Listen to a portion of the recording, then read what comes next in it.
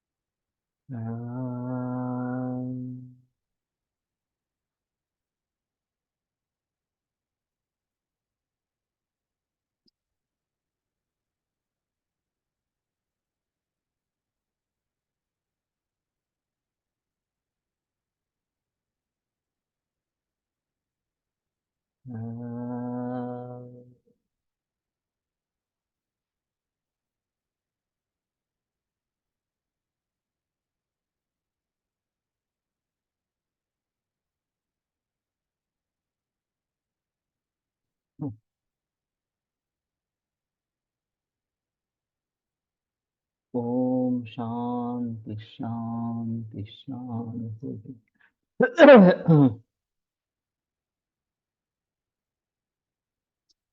वातपित्त प्रकृति वातपित्त विकारिण। तो जैसे मैंने कहा कि वातपित्त प्रकृति ये शब्द प्रयोग यही एक बार आया है, बाकी सभी जगह वो वातल वात पित्तल वात पित्तल इस प्रकार का कहते हैं, लेकिन यहाँ पे खास करके वात पित्त प्रकृति ऐसा शब्द का प्रयोग किया गया है। आगे भी वात प्रकृति इस प्रकार का है और वात पित्त विकारण ये अलग इस प्रकार की बात रहेगी। तो चरक के अनुसार भी कुछ अंश इस प्रकार का वात पित्त प्रकृति का है जो विकृति नहीं मान रहे हैं, प्रकृति को मान रहे हैं। तो ये थोड़ा डेविएशन इस प्रकार से है सम प्रकृति से कि प्रकृति जैसा बर्ताव करती है, वातपित्त प्राधान्य है तो भी। और फिर इनके लिए क्या करना है ये एक अलग मुद्दा इस प्रकार का रहेगा। यहाँ स्नेहपान की बात चल रही है, उसमें ये घृत के बारे में बता रहे हैं और ये उसमें वातपित्त प्रकृति का निर्देश आया है। चक्षुक कामाः, जो चक्षुरेंद्रिय की कामना करते हैं या फिर अच्छा रहे इस प्रकार की कामना करते हैं। तो यहाँ बहुत सारे अर्थिन काम इस प्रकार के विशेषण प्रयोग में लाए गए हैं। तो केवल हम किस पदार्थ का सेवन कर रहे हैं इसका मतलब नहीं है, जिस इच्छा से हम उसका सेवन कर रहे हैं वो भी बात काफी महत्वपूर्ण है। अभी घी हो या तेल हो, सभी लोग मानते हैं कि अरे ये कोलेस्ट्रॉल को बढ़ा देगा, इस प्रकार से कोलेस्ट्रॉल बढ़ गया है तो इसको कम कर देना है इस प्रकार से। लेकिन शायद मैं चक्षुष काम हो इसलिए घी खा रहा हूँ, तो मेरा घी चक्षु के लिए हितकारक इस प्रकार का रहेगा। वो कोलेस्ट्रॉल को नेसेसरीली बढ़ाएगा ऐसी बात नहीं रहेगी। दीप्ति ओजस स्मृति मेधा अग्नि बुद्धि इंद्रिय बलारथिनः, ये सभी की जिनको अपेक्षा है उस अपेक्षा से मैं घृत का सेवन करता हूँ। तो ये सब बढ़ाने वाला इस प्रकार का होता है। तो मानसिक दृष्टि से जो भाव इसके लिए अनुस्यूत होंगे, ये भाव है इसलिए मैं ये सेवन कर रहा हूँ, ये मुझे चाहिए इसलिए मैं सेवन कर रहा हूँ, ऐसी अगर स्थिति है तो उसका परिणाम। हाँ, दूध आलंय बहुतेक. आवाज ऐकला मी. क्षताः क्षीणाः वृद्धाः बालाः तथा बलाः, आयुः प्रकर्ष कामाश्च बलवर्ण स्वराथिना, आयुः प्रकर्ष की इच्छा रखने वाले बलवर्ण स्वर के अर्थिन, पुष्टि कामाः प्रजा कामाः। तो सभी जगह काम इच्छा ऐसा ही है। सौकुमार्यार्थिनश्च, सौकुमार्य जो अपेक्षित रखते हैं। दीप्त्योज स्मृति मेधाग्नि बुद्धि बुद्धिन्द्रिय बल बलार्थिनः, दीप्ति ओज स्मृति मेधा अग्नि बुद्धि इंद्रिय बल, इनकी याचना करने वाले। पिबेयु सर्पिया अर्थाश दाह शस्त्र विषाग्नि, तो वो घृतपान करे। और दाह शस्त्र विष अग्नि, इनसे भी जो आर्त है वो भी घृतपान करे। तो ये एक महत्वपूर्ण कारण था कि जो लोग केमोथेरेपी रेडिएशन ले रहे हैं उनके लिए घृत आवश्यक इस प्रकार का रहेगा, ऐसा मैंने सोच लिया। और फिर पहले मैं महाकल्याण के घृत पर उतर आया। और रक्त एक कॉमन दूष्य है इसलिए रक्तपाचक का भी प्रयोग करना है ऐसा समझ के फिर रक्त कल्याण के घृत पर उतर आया। दोनों का जो कॉम्बिनेशन है रक्तपाचक और महाकल्याण का घृत, इन दोनों के कॉम्बिनेशन से आरकेएलजी, ये रक्त कल्याण का घृत, ये अभी मैंने प्रचलन में लाया। तो यहाँ इच्छार्थ की ज्यादा है कि इनकी इच्छा रखने वाले घृत का सेवन करें, इनकी इच्छा रखने वाले घृत का सेवन करें वगैरह वगैरह इस प्रकार से। तो ये बड़ी महत्वपूर्ण चीज है। और हमें क्या चाहिए ये हमारे मन में स्पष्ट होना चाहिए। बहुत जगह ऐसा होता है कि साधक पित्त अभिप्रेतार्थ साधन करता है इसलिए उसको साधक पित्त कहते हैं। लेकिन मुझे अभिप्रेतार्थ मालूम ही नहीं है, मुझे क्या चाहिए यही मुझे मालूम नहीं है, तो साधक पित्त क्या करेगा? कुछ नहीं कर पाए। तो हमें ये डिसाइड करना है कि मुझे एग्जैक्टली क्या चाहिए। मुझे सुख शांति समाधान चाहिए, मुझे बल चाहिए, मुझे वर्ण अच्छा चाहिए, स्वर अच्छा चाहिए, जो भी है हम चाहते हैं उसकी कामना करते हुए फिर घृत का सेवन करते हैं, तो वो चीज तुम्हें उसमें से प्राप्त होगी। ये अहम मुद्दा इस प्रकार का है। और इसलिए घृत के बारे में तो सभी अर्थी के बारे में ही बात की गई है। काम या अर्थी जो ये चाहते हैं उनके लिए घृत प्रशस्त है इस प्रकार से। और फिर अभी बीच में घृत का प्रचलन बिल्कुल बंद ही हो गया कोलेस्ट्रॉल के भीति से। एक पीढ़ी ऐसी गई कि जिन्होंने खुद भी घी नहीं खाया, अपने बच्चों को भी नहीं खिलवाया। और फिर ये पीढ़ी जब युवा युवा हो गई तो उनको घी मालूम ही नहीं है, घी चखा ही नहीं कभी, इस प्रकार की भी बात है। और फिर उसके बारे में घृणा है, नफरत है, या फिर उसके बारे में जो बहकावे है कि कोलेस्ट्रॉल को बढ़ावा देता है वगैरह वगैरह इस प्रकार से, इसके जरिए उसका सेवन बिल्कुल बंद जैसा इस प्रकार का हो गया। ये बिल्कुल गलत है। और ये भारतीय डॉक्टरों ने, एलोपैथी के भारतीय डॉक्टर ने या बीएमएस वाले जो एलोपैथी की प्रैक्टिस करते हैं उन्होंने इसका प्रचार इस प्रकार से किया। शायद ये बीएमएस लोगों ने ही ज्यादा प्रसार किया क्योंकि एलोपैथी डॉक्टर को कुछ मालूम नहीं होता। उनको खाने पीने के बारे में ही कुछ पता नहीं है, तो घी के वगैरह बारे में और मुश्किल इस प्रकार की बात है। और विदेशों में तो घी प्रचलन में नहीं है तो उनको इसके बारे में कुछ मालूम होने का सवाल नहीं है। लेकिन कोलेस्ट्रॉल के बहकावे में आकर बीएमएस लोग जो एलोपैथी की प्रैक्टिस करते हैं उन्होंने उसको कोसना शुरू कर दिया कि ये नहीं खाओ, इससे कोलेस्ट्रॉल बढ़ेगा वगैरह, हार्ट अटैक आएगा वगैरह वगैरह। और फिर लोगों ने ये खाना छोड़ दिया। एक अजीब बात ऐसी है कि आयुष डिपार्टमेंट की जब स्थापना हुई या फिर ये सीसीआईएम का कोर्स वगैरह बना, उसमें मेडिकल सर्विस सर्विसेज प्रोवाइड करने वाला क्लास कौन सा है, इसका सर्वे हुआ। एमबीबीएस के कॉलेज बहुत कम है, बीएमएस कॉलेज बहुत ज्यादा। इस प्रकार के बहुत सारे तरीके से लोग पढ़ाते थे इस प्रकार से। और ये लोग एलोपैथी की प्रैक्टिस करते तो भी उनको मेडिकल सर्विस प्रोवाइडर्स में गिना गया। और ऐसा सर्वे में मालूम हुआ कि आयुर्वेद के प्रैक्टिशनर्स ज्यादा है जो काफी दूर दूर तक देहातों में बसे हैं इस प्रकार से। और इसलिए इस सिस्टम को पुनरुज्जीवित करना जरूरी इस प्रकार का रहेगा। और फिर ये सीसीआईएम की स्थापना हुई, फिर भी एमएस कोर्स आ गया वगैरह, एक समान कोर्स सभी के लिए वगैरह इस प्रकार। लेकिन वास्तव में ये आयुर्वेद नहीं था, ये तो एलोपैथी ही थी। अभी भी परिस्थिति में ज्यादा सुधार सुधार नहीं है। केवल शहरों में बीएमएस प्रैक्टिशनर्स आयुर्वेदिक कर रहे हैं, बीएमएस एमडी आयुर्वेदिक करने वाले, और ये संख्या बढ़ती जा रही है। लेकिन तालुका प्लेस, देहात, इन सभी में और अर्बन एरियाज में भी जो स्लम एरियाज वगैरह है, उसमें एलोपैथी चलती है इस प्रकार से। और हमारे कॉलेजेस में जो झूठे केस पेपर्स बनाए जाते हैं और जो आंकड़े केंद्र की तरफ भेजे जाते हैं, इतने मरीज हमारे यहाँ ट्रीटमेंट ले रहे हैं इस प्रकार, आयुष में ट्रीटमेंट ले रहे हैं इस प्रकार से, तो ये सब नकली है। और जो आयुर्वेद कॉलेज से जुड़े जो अस्पताल है वहाँ तो एलोपैथी ही है।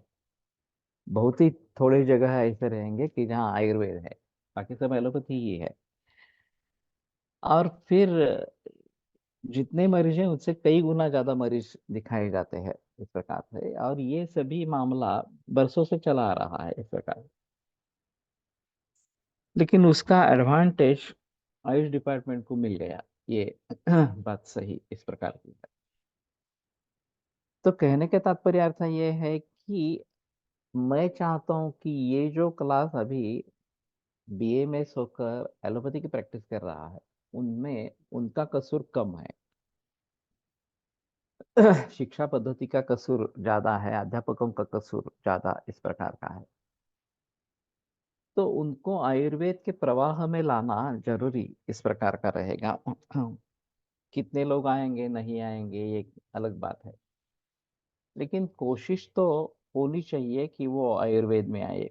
इसलिए कॉलेज का जो दर्जा है सिखाने का वो सुधरना चाहिए। और इसलिए गुरुकुल शुरू किया कि अध्यापक, एक दो अध्यापक भी अगर कॉलेज में अच्छे रहेंगे, जो आयुर्वेद की प्रैक्टिस करने वाले हो, मूल ग्रंथ पढ़ने वाले हो, तो माहौल बदलने लगता है। और उनके यहाँ छात्र जाने लगते हैं, फिर शहरों में प्रैक्टिस शुरू हो जाती है वगैरह वगैरह इस प्रकार से। ऐसे करते करते सभी कॉलेजेस में कम से कम एक दो, ज्यादा से ज्यादा कितने भी हो सकते हैं। अभी वातावरण अनुकूल है। मैं जब पास हो गया और जब पढ़ाने लगा इस प्रकार से, तो अष्टांग आयुर्वेद महाविद्यालय में 20 छात्रों की बैच थी। वातावरण इतना प्रतिकूल था कि 20 लोगों पर प्रयास करने के बाद वहाँ तो काफी अच्छा अच्छा अध्यापक थे और आयुर्वेद के पूरे डेडिकेटेड लोग इस प्रकार के थे। गोलटकर सर थे, मैं था, जुवेकर थे, और भंडारे वगैरह इस प्रकार के आगे वाले जो है, ये काफी लोग जो आयुर्वेद की प्रैक्टिस करने वाले इस प्रकार के थे। वेलणकर मैडम थी, शुरू में तो काफी बुजुर्ग वैद्य भी थे वहां पे। तो भी 20 लोगों पर प्रयास करने पर एक आधा छात्र आयुर्वेद करने वाला निकल जाता, बाकी 19 चले जाते थे। शायद एलोपैथी में चले जाते थे, चाहे दूसरी कोई व्यवसाय में हो जाते थे। तो ये समय ही प्रतिकूल था। अभी समय काफी अनुकूल हो गया है।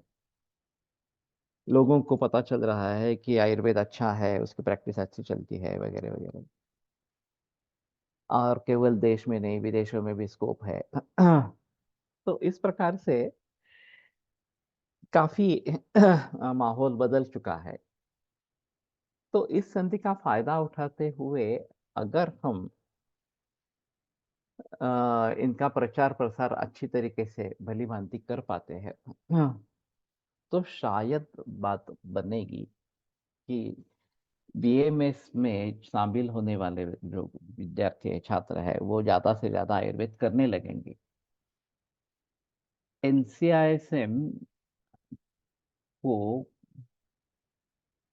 पाठ्यक्रम के साथ साथ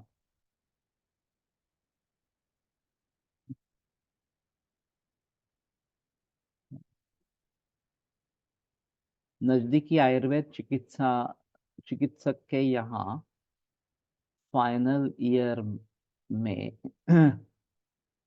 कुछ काल के लिए लाना अनिवार्य करना होगा, तभी कुछ हो सकता। मेरा एक्चुअल एक सुझाव है। कितना प्रैक्टिकल होगा मालूम नहीं इस प्रकार से। राष्ट्र गुरु संकल्पना यही है शायद। हाँ, यही है। और उसके काफी लोगों को फायदा भी मिला है।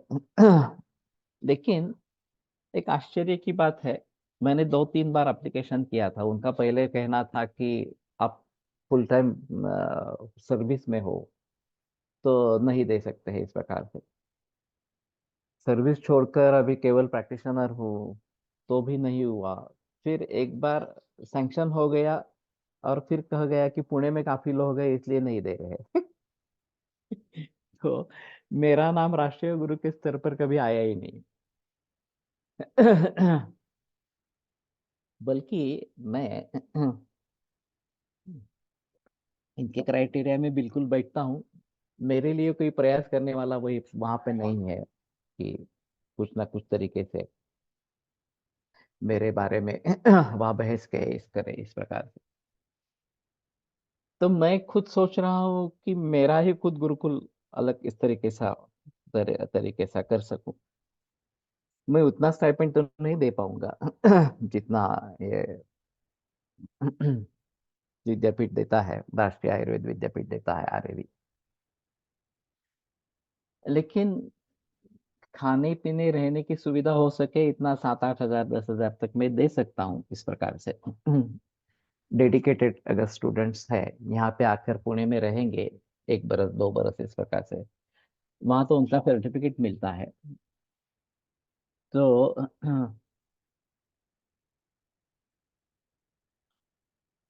थोड़ा पॉलिटिक्स लगते हैं दिल्ली में।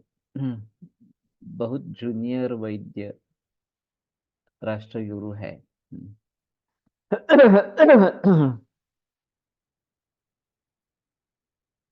तो ये बात हो सकती है। अगर छात्र मेरे यहाँ आना चाहते हैं, यहाँ 1 बरस 2 बरस रहना चाहते हैं, तो उनके रहने का खाने पीने का खर्चा मैं उठा सकता हूँ। वो 7-8 हजार 10 हजार तक होगा ज्यादा से ज्यादा। लेकिन डेडिकेटेड टू क्लिनिक और लर्निंग ऐसा होना है। मिनिमम 50 एज का क्राइटेरिया है। इससे कारण मैं नहीं होता। ओके। तो अलग अलग चीजें हैं। कल्पना अच्छी है, इसमें कोई संदेह की बात नहीं है। और अच्छी तरीके से अगर व्यवहार में लाई जाती है तो इसका फायदा शास्त्र को और छात्रों को दोनों को मिलेगा। ये तो अभी 50-50 हजार स्टाइपेंड देते हैं। तो इतना तो देना मुश्किल मुश्किल इस प्रकार का है। There are also fake cases are return.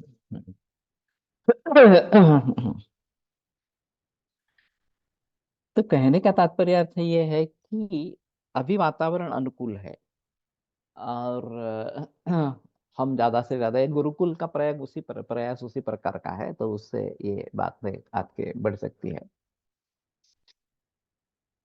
और फिर किस तरीके से अध्ययन करना है, प्रैक्टिकल कैसे देखना है, ये सभी बातें अगर लोगों तक पहुंचती है तो शायद बात इस प्रकार की होगी। प्रवृद्ध श्लेष्म मेदस्काश्चल स्थूल गलोदराः वातव्याधिभिराविष्टा वात प्रकृतयश्च। अभी ये तेल किसको देना है इसके बारे में बात करते हैं। तो प्रवृद्ध श्लेष्म मेदस का, ये अभी स्थौल्य की समस्या बड़ी है। तो चल स्थूल गलोदराः, ये ओबेसिटी वाले जो पेशेंट है, वातव्याधि भी आविष्टा, और वातव्याधि जिनसे जो ग्रस्त है, वात प्रकृत, यहाँ भी वात प्रकृति का शब्द आया है। तो ये शायद सम प्रकृति से थोड़ा नजदीक, लेकिन वातल से थोड़ा सा अलग, इस प्रकार का कुछ महाराष्ट्र गुरु सिलेक्शन प्रोसेस क्या होती है, इसको अप्लाई करना पड़ता है। फिर उनकी एक कमेटी आती है, वो आपसे इंटरव्यू वगैरह लेते हैं, देख लेते हैं आपका क्लिनिक, आपके पास कितने मरीज आते हैं वगैरह वगैरह। ये प्रोसेस सभी मेरे लिए हो गई है। और उनका कहना था, तो हम तो आपको जानते हैं, हमें मालूम है कि आप एक काम अच्छी तरीके से करते हैं, फिर भी पुणे में काफी लोग हो गए हैं, इसलिए आपको नहीं दे सकते इस प्रकार।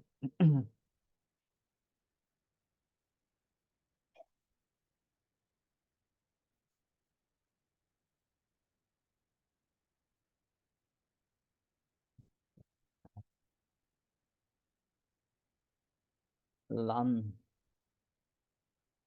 के बाद माँ और बेबी को घुरत जन्म के बाद अभ्यंग करते हैं, वो सही है क्या? अभ्यंग के लिए तेल ज्यादा अच्छा है। घी से कर सकते हैं, वात पित्त प्राधान्य अगर है तो, लेकिन तेल ज्यादा अच्छा है। और यमक स्नेह का भी प्रयोग हो सकता है, दोनों साथ में भी हो सकते हैं। बलं तनुत्वम लघुताम दृढ़ताम स्थिर गात्रताम दिग्दश लक्षण तनुत्वक्ताम ये च कांक्षन्ति देहिनः। तो जो बल की अपेक्षा रखते हैं, तनुत्व शरीर पतला हो, लघु हो, दृढ़ हो, स्थिर गात्र हो, निग्दश लक्षण तनु इस प्रकार की त्वक हो, तो ये जो चाहते हैं उनके लिए तैल अच्छा इस प्रकार का है। कृमिकोष्ठा क्रूरकोष्ठा तथा नाड़ीभिरावृताः पिबेयुः शीतले काले तैलम तैलोचिताश्चर्य। कृमिकोष्ठ, क्रूरकोष्ठ और नाड़ी रोग से जो अर्थित इस प्रकार के है, वो शीतल काल में, और जो तैलोचित है वो तैलम पिबेयु, तेल का पान करे। तो ये काफी कम प्रचलन में, अभी ओबेसिटी के हिसाब से तेल देना अच्छा इस प्रकार का है। जो व्योषादि सत्तु है, यक्षां चूर्णम मधुकृतम तैलं च सदृशांशकम सत्तुभिः षोडशगुणैर्युक्तं पित्तं दहन्ति तत्। तो इसमें तेल, घी और मध, इन तीनों का संयोग है। वैसे तेल वात पित्तग्न, वात कफग्न है, घृत पित्त वातग्न है, और मधु जो है वो कफ पित्तग्न इस प्रकार का है। तो ये त्रिदोष शामक इस प्रकार का कॉम्बिनेशन हो जाता है। और उस दृष्टि से तैलपान करवाना ये एक अलग मुद्दा ऐसा रहेगा। तैलपान की अ, आदत नहीं होती, इसलिए थोड़ा मुश्किल इस प्रकार का है। राक्षस लोग तैल पीत असत, दणकट शरीर असा असे त्यांचे, या आसन्नतिबला युद्धे दैत्याधिपतय पुरा, ये अभ्यंग के बारे में है। कि रेगुलर अभ्यंग करते हैं, इसलिए दैत्याधिपति जो है, राक्षसों के अधिपति, ये अति बलवान इस प्रकार के होते थे। हाँ,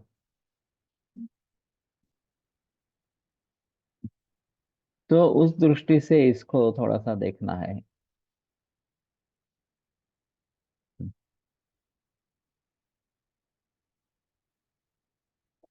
पिबेः शीतले काले तैलं तैलोचिताश्चैव वातातपसः ये च रूक्षा भाराध्वकर्षिताः संशुष्करेतो रुधिरा निष्पीत कफमेधसः।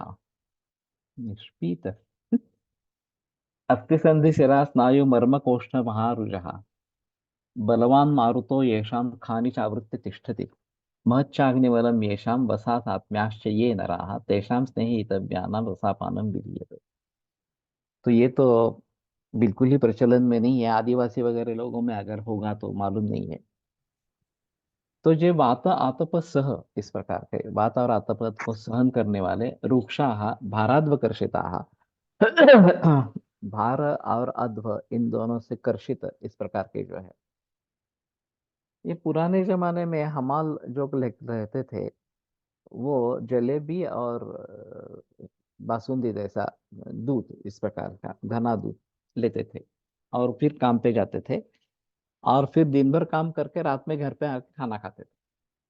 उनकी सेहत अच्छी रहती थी। अचानक इस जलेबी की जगह बड़ा पाव आ गया और ये सत्यानाश हो गया। उनकी जो तबीयत बहुत अच्छी इस प्रकार की रहती थी वो बिगड़ती गई और फिर उसमें व्यसन भी आ गए, मद्यपान वगैरह इस प्रकार से, और ये पूरा माहौल अभी बिगड़ गया इस प्रकार का है। तो पुराने जमाने में 100 100 किलो वजन आसानी से उठाते थे, अभी वो 50 किलो पर आ गए। अभ्यंग व्यायाम से पहले उचित है या बाद में? व्यायाम पहले करना है ऐसा है, तंकृत्वा चानुसुखम देहम वर्धयेच्छ समन्ततः। लेकिन ये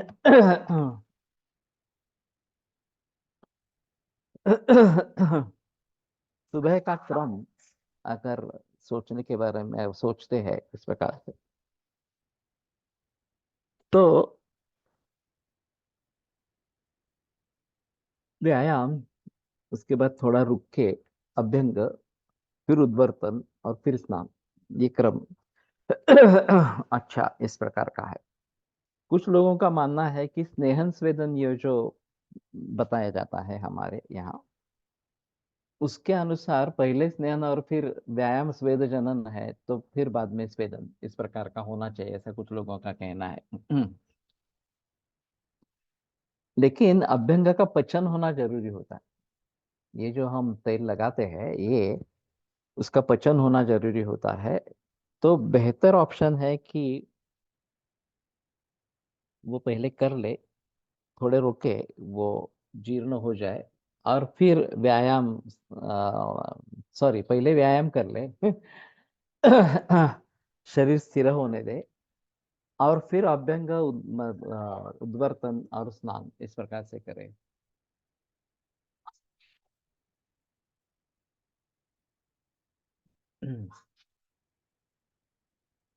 अभ्यंग व्यायाम उद्वर्तन ऐसा कुछ लोगों का कहना है। या अभ्यंग व्यायाम और उद्वर्तन, रसिक पावस्कर खास करके इसके बारे में आग्रही इस प्रकार की भूमिका रखता है। अथ जातान्न पानेच्छो मारुदग्ने सुगंधिभिः यथर्थ संस्पर्श सुखे तैलैरप्निगमाचरते, ये अष्टांग संग्रह में सूत्र आया है। तो जातान्न पानेच्छा, अन्न पान खाने की इच्छा होने पर हेमंत ऋतु की चर्या में आया है, अभ्यंग करना है ऐसा वहां पे लिखा है। तो मैं बार बार इस पर अटक जाता था कि ये ऐसा क्यों बताया है, ऐसा क्यों बताया है इस प्रकार से। तो मैंने वेलणकर मैडम से पूछा कि वो भी पढ़ाती थी ये। तो उनका कहना था कि मैंने ये करके देखा है, और अगर भूख लगी है और अभ्यंग करेंगे तो भूख शांत हो जाती है। भागवत में भी यही क्रम लिखा है दिनचर्या में।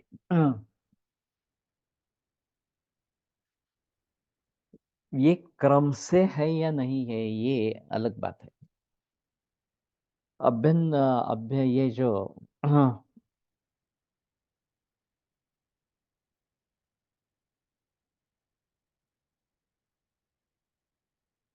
अंजन, नस्य, धूमपान वगैरह इसका एक विशिष्ट क्रम है।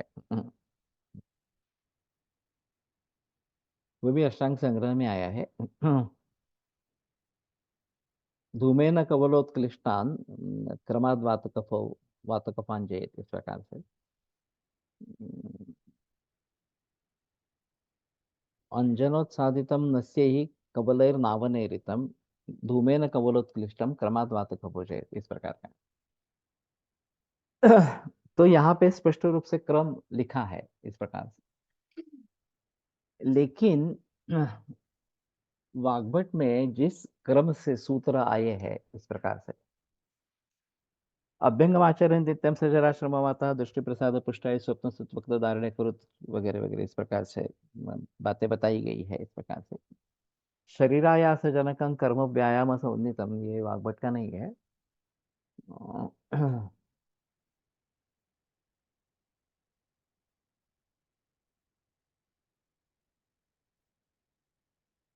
पाठांतर क्षीण हो रहा है। अभ्यंग के बाद उसका पाचन जरूरी, अजीर्ण से व्यायाम अजीर्ण में व्यायाम निषेध है, इसलिए शायद बाद में अभ्यंग उचित हो, श्रमहर रहेगा। ये मेरा कहना है। क्योंकि अभ्यंग से दोष कोष्ठ से शाखा वगैरह में जाते हैं।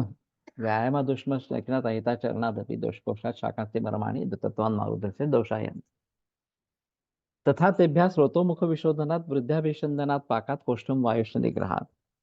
तो अभ्यंग वगैरह करने से फिर से कोष्ठ में उनकी प्रवृत्ति हो जाती है इस प्रकार से। और फिर उसका पचन आसानी से होता है। अभ्यंग के जरिए जो स्नेह लगाया जाता है ऊपर से वो, और श्रमहर ये भी अभ्यंग का एक फल इस प्रकार का है। तो वाग्भट में जो क्रम है वो क्रम लेना है या अभ्यंग और व्यायाम दोनों अलग अलग बताए हैं, ये करके फिर अगला करना है। लाघवं कर्म सामर्थ्य दीप्तो मेद सक्षय विभक्त घनगात्रत्वम व्यायामादुपजायते वगैरह वगैरह, ये जो बातें व्यायाम के बारे में कही गई है वो शायद अभ्यंग के बाद आई है। लेकिन अभ्यंग के गुण बताए, वो कब करना है नहीं करना है निषेध बताया, वैसे ही व्यायाम के बारे में बताया इस प्रकार के। तन कृत्वानुसुखम देहम वर्धय च समन्ततः, ये जो बात आती है कि व्यायाम करके अनुसुखम देहम मर्दये, तो केवल मर्दन भी हो सकता है या फिर अभ्यंग और मर्दन, इस प्रकार की भी बात हो सकती है। और फिर स्नानम दीपनम वृष्णम आयुष्णम स्नानम ऊर्जा बलप्रदम वगैरह वगैरह, ये स्नान की बात आती है। तो मुझे लगता है कि पहले पेट साफ हो गया, पेट हल्का है तो व्यायाम कर ले, व्यायाम करने के बाद थोड़ा रुक के अभ्यंग करे, और फिर उद्वर्तन और स्नान करे, ये ज्यादा बेहतर इस प्रकार का क्रम है। तो रुक्षा भाराध्वकर्षिता, हाँ भार और अध्वकर्षित, ये बात वहां पे बताई गई है। तो शुष्क रेता रेतो रुधिरा, तो शुक्र और रक्त जिनका संशुष्क इस प्रकार का हो गया है, तो जैसे कि वो सूख गए हैं। निष्पीत कफ मेदसा, ये तो अजीब बताया निष्पीत, जैसे कि उनके कफ और मेद को किसी ने पी लिया है। वो रहे ही नहीं है शरीर में इस प्रकार के। अस्थि संधि शिरा स्नायु मर्म कोष्ठ महारुजा, अस्थि संधि शिरा स्नायु मर्म कोष्ठ, इनमें महारुजा इस प्रकार की है। बलवान मारुतो येषाम खानी चावृत्ति तिष्ठति, हाँ, और बलवान वायु जिनके स्रोतों का आवृत करके रहता है। महच्चाग्निबलम येषाम वसा सात्म्याश्चयेन रहा, जिनका अग्निबल अच्छा है और जो वसा सात्म्य है, तेषाम स्नेहितव्यानाम वसापानम विधीयते, उनको अगर स्नेहपान करवाना है तो वसा देनी है, वसापान करना है। अब तो ये तो बिल्कुल नहीं के बराबर प्रचलन में है। लेकिन इन कंडीशन को देखते हुए, खास करके अंध संधि सरा स्नायु मर्म कोष्ठ महारुजा, यहाँ पे महारुजा है तो वसा देनी है। अभी शुद्ध मांस से स्नेह सा वसा परिकीर्तता, शुद्ध मांस का जो स्नेह है उसको वसा कहते हैं। तो मांसाहारी जो मांसाहार करने वाले जो लोग हैं, उनको उसमें से वसा प्राप्त हो सकती है। वसा को केवल अलग करके करना, ये अलग माहौल होगा। लेकिन ऐसा वसा को अलग करके फिर वसापान कर सकते हैं, नहीं तो मांस रस का सेवन करेंगे या मांसाशन करेंगे तो उसके साथ में वसा जाएगी। तो इन सभी के लिए ये अच्छा इस प्रकार का रहेगा।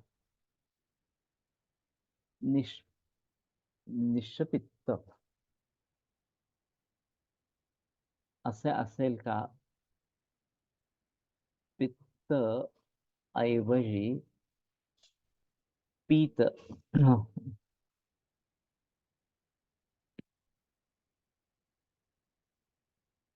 ये भी हो सकता है, लेकिन ये पित्त होगा तो अ, निष्पित्त कफ मेदसा, तो पित्त कफ और मेदस ये कम हो गए हैं इस प्रकार से। लेकिन यहाँ पे तो पीत है और कोई पाठभेद नहीं है इस प्रकार से। तो मुझे लगता है कि जैसे कि उनका कफ और मेद पिया गया है, बिहार में मटन चुप्ता एक रेसिपी है जिसमें सिर्फ बसा को खाया जाता। मटन उफ्ता। ओके। धूसता, धूफता, धूसता।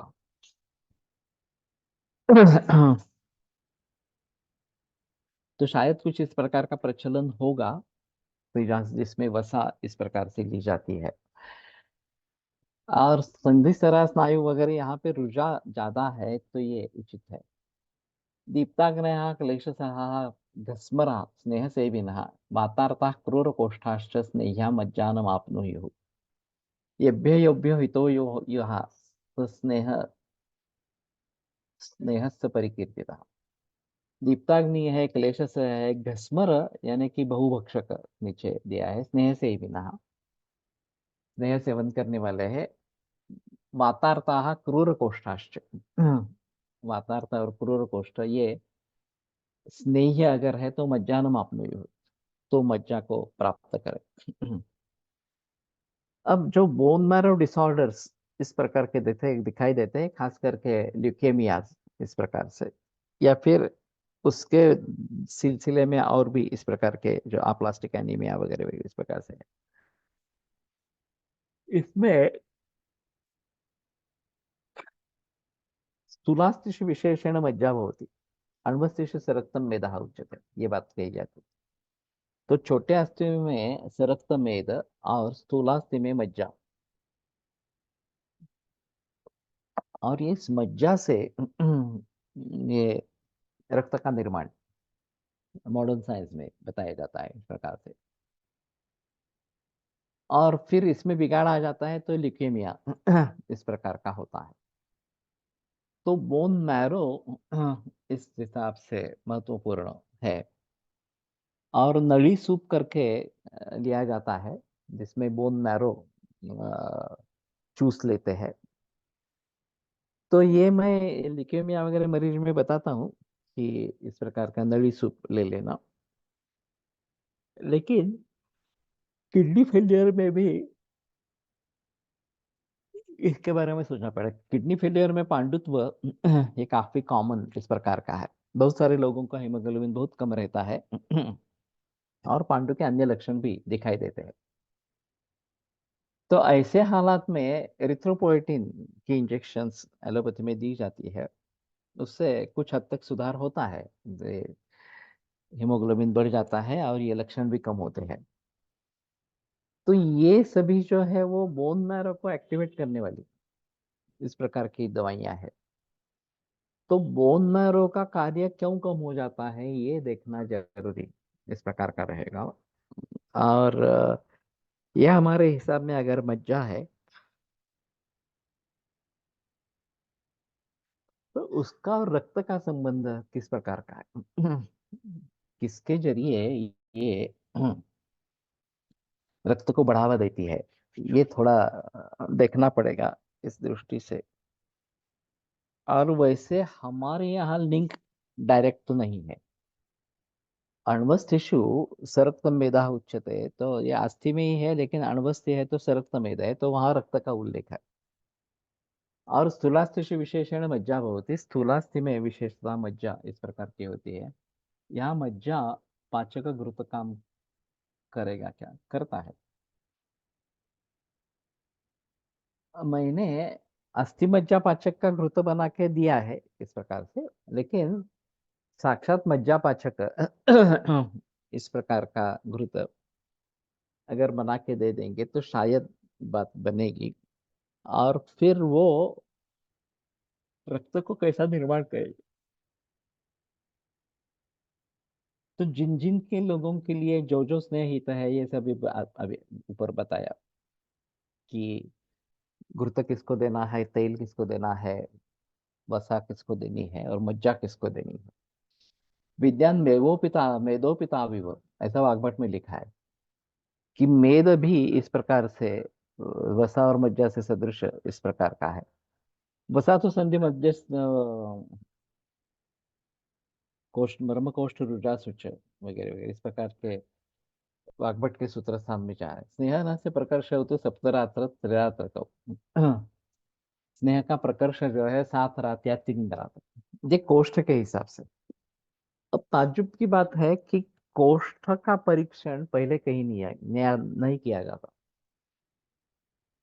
मृदुकोष्ठा बहुपित्तो मृदुकोष्ठा क्षीरेणापि विरिच्यते, दूध लेने से भी मृदुकोष्ठी अगर है वो क्षीर से भी विरेच कर उसको हो जाता है, वो 3 दिन में उसका स्नेहन हो जाता है। मध्यम कोष्ठ जो है वो तीनों दोषों की समानता से या फिर कफ प्राधान्य से होता है। कोष्ठ क्रूर मधुर मध्य मध्यस्यात्तै समय रति, तो वो 5 दिन की मात्रा उसको चाहिए। और जो अ, क्रूर कोष्ठी है उसके लिए 7 दिन की मात्रा चाहिए। ये बड़ी मुश्किल बात इस प्रकार की हो जाती है। आयुर्वेद अनुसार क्रम से पहले रक्त बनता, फिर मज्जा, किंतु मॉडर्न बोन मैरो ब्लड बनता, संप्राप्ति में ये दोनों विरोधी है। हाँ, मैंने तो मॉडर्न फिजियोलॉजी देखी नहीं है, पढ़ी नहीं है इस प्रकार से। मॉडर्न के हिसाब में ऐसा विशिष्ट क्रम कुछ है, ऐसी बात नहीं है हमारे यहाँ। जो भी आहार रस इस प्रकार का बनेगा मॉडर्न के हिसाब से, उसके पूरे शरीर का न्यूट्रिशन होगा। और फिर ऑक्सीजनेटेड ब्लड भी उसके साथ जाएगा, तो पूरे शरीर में टिश्यू रेस्पिरेशन भी होगा। अब जिसको जिस चीज की जरूरत है वो वहां पे पहुंचाई जाएगी। अभी यकृत और प्लीहा, यह हमारे यहाँ रक्त स्रोत के मूल स्थान है। और जिनके आयु खत्म हुए है, ऐसे सेल्स रेड ब्लड सेल्स लिहा में जाकर उनका डिस्ट्रक्शन होता है, वहां से हीमोग्लोबिन अलग किया जाता है और यकृत में सिंथेसिस होता है आरबीसी का, ऐसा मॉडर्न मेडिसिन भी मानती है। और इसके बावजूद भी ये जो मज्जा का संबंध है मॉडर्न मेडिसिन में, वो पैथोलॉजी से ज्यादा जुड़ा इस प्रकार का है। ये बात हो सकती है कि पैथोलॉजी के आधार पर फिजियोलॉजी को समझ सकते हैं, विकृति से प्रकृति का ज्ञान इस प्रकार का होता है, ये एक बात हो सकती है। गुजरात वन वैद्य गिविंग तिल तेल for स्नेहपान in divided dose in morning and evening for 3 to 5 days before doing Virechana in obese patients. Okay.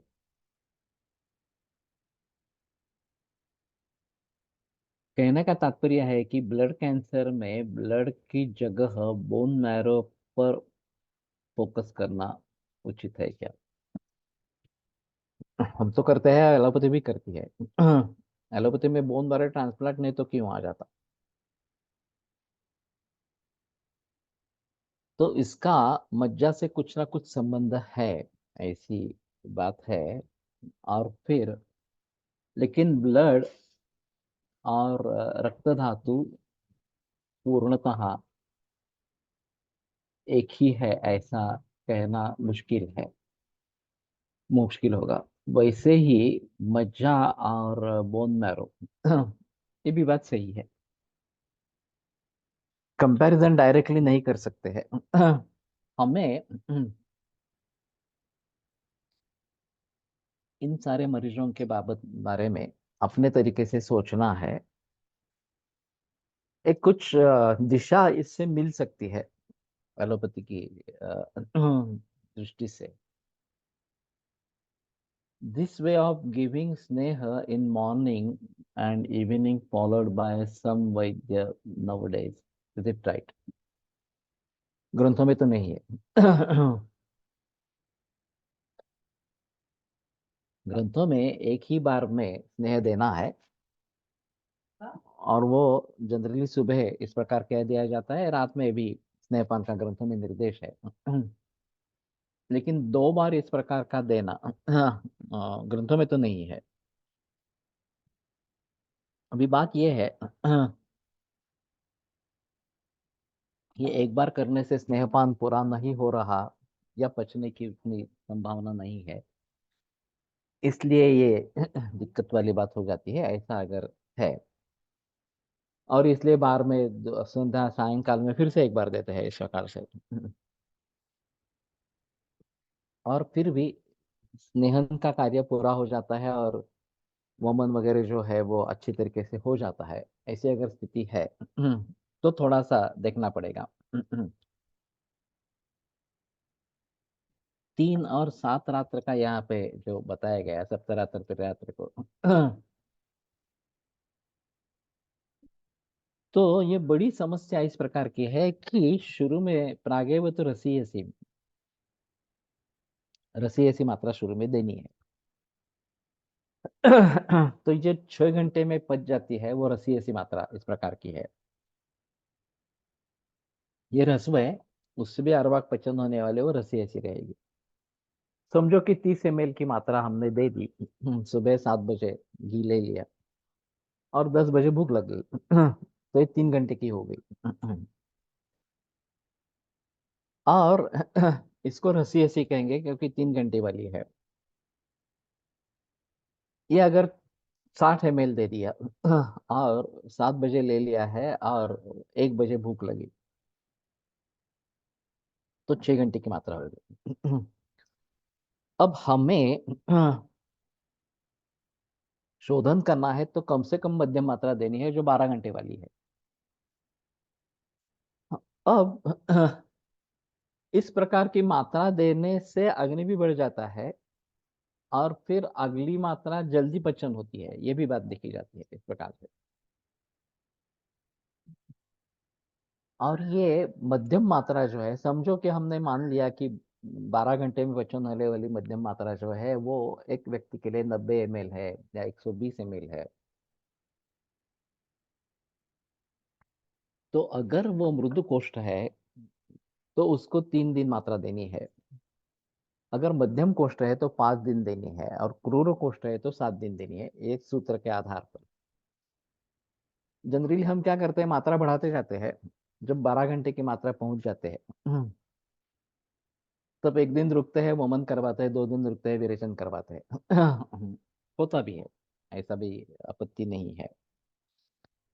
लेकिन ये सम्यक स्नेह हो गया या नहीं हो गया, ये काफी मुश्किल होता है।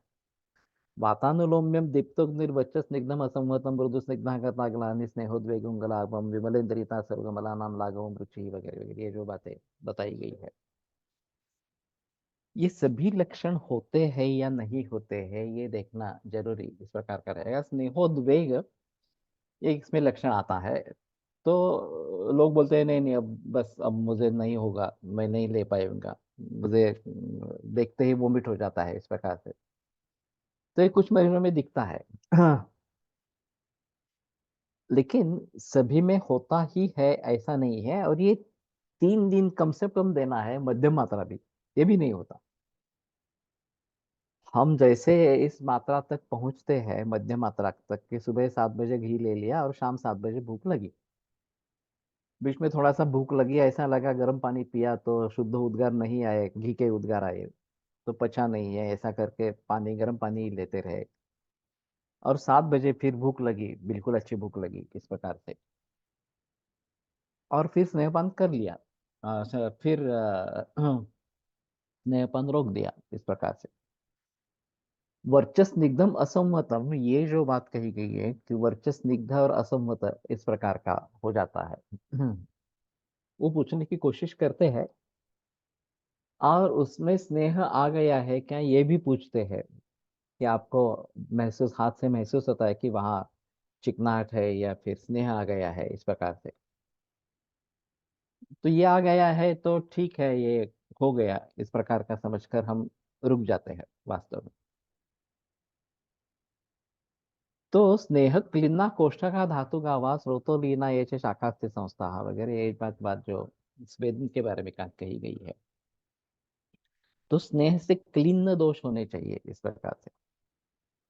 तो उसको थोड़ा और एक्सटेंड करना चाहिए, कम से कम 3 दिन, मृदु कोष्ठी अगर है तो। ये कोष्ठ का अंदाज लेना ये काफी मुश्किल मामला है। बहुपित्तो मृदु कोष्ठ क्षीरेणापि विरिच्यते, ये थोड़ा सा आसान है। मध्य कोष्ठ के बारे में या क्रूर कोष्ठ के बारे में। और अगर क्रूर कोष्ठी है और उसको स्नेहपान देना है तो 7 दिन के लिए देना है वास्तव में। और उसके आगे देंगे तो वो साथ में हो जाता है, तो अलम मला नहीं रहे तुम स्नेहश्च असात्म्यतांगतः, जो साथ में नहीं हुआ है वही स्नेह दोषं का उदीरण करने के लिए समर्थ है। तो एक बार दोषों का ये स्नेह साथ में हो जाए तो 7 दिन के आगे नहीं देना है। और फिर काफी जगह ऐसा होता है कि स्नेहपान शुरू करते स्नेह का आजीर्ण हो जाते शुरू में ही। और फिर उस अजीर्ण को ट्रीट करना है पहले, तो फिर 1-2 दिन रुकना पड़ता है। ये जो तकरारिष्ट खलोद्दाल वगैरह वगैरह, इस प्रकार का स्नेह का अजीर्ण को ट्रीट करने के लिए कुछ देना पड़ेगा। फिर से स्नेहपान शुरू करेंगे, इस प्रकार से। और फिर स्नेह क्लीन हो जाए, इतनी अवस्था तक स्नेहपान देना नहीं हो रहा, ये शायद बात अगर हम एडमिट करते हैं तो ही पॉसिबल होगी। अभी हम वातातपिक जैसा का चला रहे हैं, पंचकर्म जो चल रहा है वो। केरल में लोगों को एडमिट किया जाता है और लोग ऐसे 8 दिन, 15 दिन, 20 दिन रहते हैं अस्पताल में। यहाँ काफी मुश्किल मामला है। जो काम कर रहे हैं उतनी छुट्टी लेना पॉसिबल नहीं होता, इस प्रकार से। और फिर दिन भर क्या करे, ये भी एक सवाल होता है। सुबह स्नेहपान ले लिया, बाकी कुछ करना नहीं है, शाम को निवेदन करना है, सोना भी नहीं है। तो दिन भर कैसे बिताए, ये भी एक अलग बात इस प्रकार की हो जाती है। तो हम कहते हैं कि ठीक है, काम पे जाओ, गर्म पानी लेके जाओ, गर्म पानी पियो वगैरह वगैरह, जब भूख लगे तब खाना खाना है। लेकिन आज सच्ची भूख है या नहीं है देखने के लिए गर्म पानी पियो, शुद्ध उद्गार आने लगते हैं और सच्ची भूख लगी है तो ही खाना खाओ, वो भी हल्का खाना खाना चाहिए, इस प्रकार से। लोग बहुत सारे ऐसे भी करते हैं, नहीं हमारा भोजन का समय निर्धारित है, मुझे 12:30 ही बजे खाना खाना चाहिए, कंपनी का नियम है, इस प्रकार से। उसके आगे मैं रह नहीं सकता। तो स्नेह का पचन हुआ है नहीं हो, कोई मतलब नहीं, खाना खा लेते हैं, इस प्रकार। तो अजीर्ण हो जाता है। तो इन सभी बातों को ध्यान में रखते हुए अगर स्नेहपान अच्छी तरीके से करना है, तो काफी दिक्कतें हैं इसमें। कितने लोग, वैद्य, इन सभी बातों को अच्छी तरीके से देखते हैं और अच्छी तरीके से स्नेहपान करके फिर आगे वमन या विरेचन करवाते हैं। ये देखना ही पड़ेगा। और फिर कॉम्प्रोमाइज शुरू हो जाता है कि उसको समय नहीं है तो काम पे जाएगा, एसी में काम कर रहा है तो भी स्नेहपान करवाना है इस प्रकार से, क्योंकि फुर्सत समय नहीं है इस प्रकार से। और मैंने तो एक अजीब उदाहरण देखा था कि हर रोज रात 2 बजे तक जागता था, और हमें पता ही नहीं था कि ये इतने देरी से सोता है इस प्रकार से। और फिर ये कारण बन गया वमन व्यापत के लिए। तो सुबह मल प्रवर्तन होना ये भी एक आवश्यक बात बात इस प्रकार की रहेगी। और फिर वमन शुरू करेंगे तो वमन के वेग अच्छे आते हैं। अगर मल परिवर्तन नहीं हुआ है तो ये उदावर्त जैसे लक्षण हो जाते हैं, और फिर वमन अच्छे तरीके से नहीं होता है। जब मल का वेग हो जाता है तो फिर से वमन अच्छा होने लगता है, या शायद मल वेग परिवर्तन के समय ही सर्दी का वेग आ जाता है। तो ये सभी अनुभव मैंने लिए हैं इस प्रकार से। तो फिर भी मैं वमन करवाता रहा। मैंने हजारों वमन करवाए हैं इस प्रकार से। लेकिन फिर भी एक्चुअली हर मरीज के लिए कौन सा किस प्रकार से स्नेहपान करवाना है, किस स्नेह को चुनना है, कितनी मात्रा में देना है, कोष्ठ का अंदाज कैसे लेना है, ये सभी बातें काफी मुश्किल है। तो ये किस प्रकार से करेंगे, तो लोग समझते हैं कि पंचकर्म एक अच्छे पैसे मिलते हैं पंचकर्म के लिए, और इसलिए उसकी तरफ मुड़े बहुत सारे वैद्य हैं। ये कमर्शियल प्रैक्टिस हो गई है। पंचकर्मा आसान बिल्कुल नहीं है। Giving taste of the Triphala, 5 grams before starting Snehapana for Shodhana help to understand Koshtha type. One who gets no motion after this is Krura Koshtha. One who gets normal motion is Madhyama Koshtha. One who gets loose motions is Mridu Koshtha. लेकिन ऐसा है ना कि ये मात्रा सभी के लिए यही मात्रा होगी नहीं होगी, ये भी अलग बात है। और सिर्फ त्रिफला ही लेना है या और कुछ लेना है, ये भी एक अलग बात इस प्रकार की रहती है। वैसे देखा जाए तो त्रिफला रुक्ष है। और हाँ, प्रेरणापि विरिच्यते ये थोड़ा आसान है समझने के लिए। मध्यम कोष्ठ समझना और क्रूर कोष्ठ को समझना काफी मुश्किल मामला इस प्रकार का है। ठीक है। ये सभी सिलसिला चलता रहेगा अगले से अगले शनिवार को, इसके बारे में थोड़ा देखेंगे। लेकिन लोग समझते हैं उतना पंचकर्म बिल्कुल आसान नहीं है, काफी मुश्किल मामला है।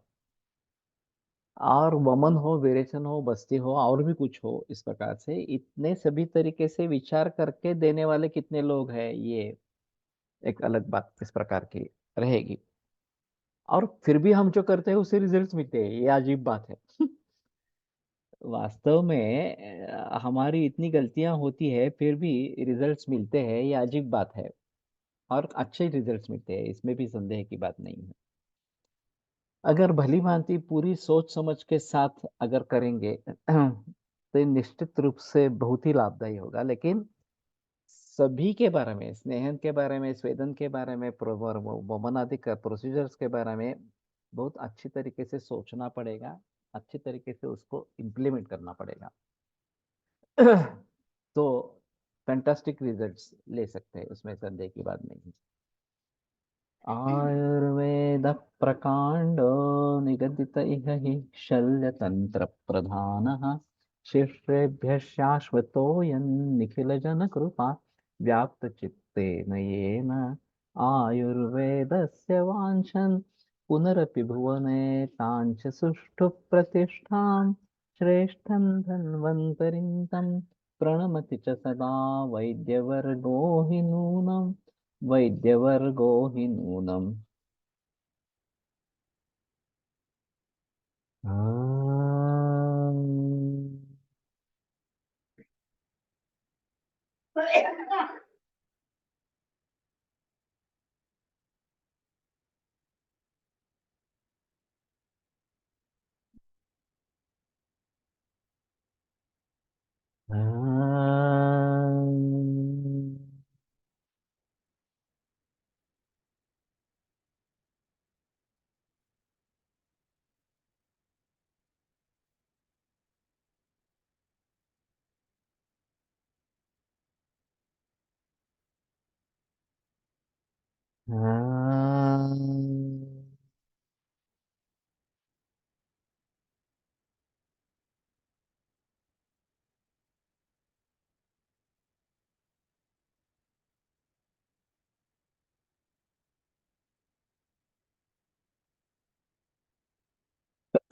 ओम शांति शांति शांति।